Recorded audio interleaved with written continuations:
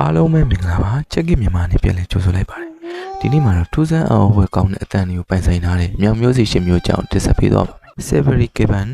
ဒီအတန်တော်ထဲမှာကြားလဲရမယ်ဆိုရင်တော့တော6ခန်းနေရပြီလို့သင်ထင်မိသွားမှာပါ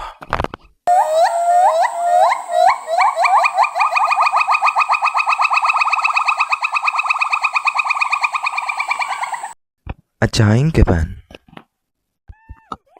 တင်ဟာဂီတကိုနှစ်ချိုက်တယ်ဆိုရင်တော့ဒီမြောင်မျိုးစိတ်ကိုသင်စိတ်ဝင်စားမှာပါ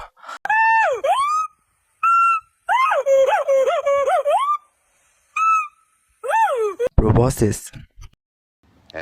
တင်ဟာလူပြည်မှာတော့ဖွန်ကြောင်တာများခဲ့မယ်ဆိုရင်တော့နောက်ဘဝမှာ Proboscis တစ်ကောင်ဖြစ်လာနိုင်ပါတယ်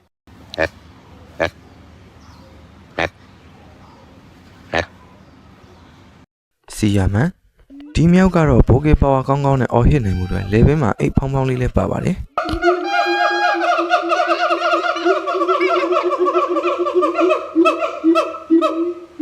ချင်ပန်စီတင်တယောက်တည်းရှိနေချင်းရုတ်တရက်ကြားလဲရမယ်ဆိုရင်တော့အနောက်ကိုလှည့်မကြည့်မိပဲထွက်ပြေးမိမှာပါဟုတ်ပါတယ်တကယ်လည်းသူ့အတန်ညင်းနေတဲ့လူနာတယောက်ရဲ့အတန်နဲ့တူလို့အလွန်ချောက်ချားဖို့ကောင်းပါတယ်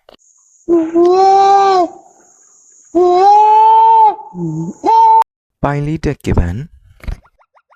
သူမပေးခဲ့တဲ့အလွမ်းနေကြောင်းကံရင်ပြေမဟုတ်ကျွန်တော်မျက်ရည်ပေါက်တီကျနေတဲ့အတန်နဲ့တစ်ထပ်သေးပါပဲ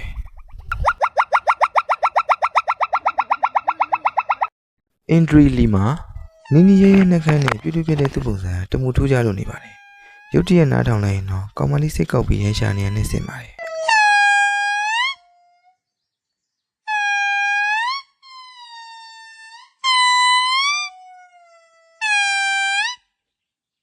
ရက်ဟိုလာထိတ်လန့်စရာအကောင်းဆုံးအသွင်ပြင်တဲ့အတန်ကိုပိုင်ဆိုင်ထားတာကတော့ရက်ဟိုလာမျိုးစိတ်ပဲဖြစ်ပါတယ်။တားရဒိတ်စင်နဲ့တူတဲ့အသွင်ပြင်အတန်တို့ကြောင့်မြောက်ချစ်တဲ့လူတွေတောင်မှကြောက်ရတဲ့အထိပါပဲ။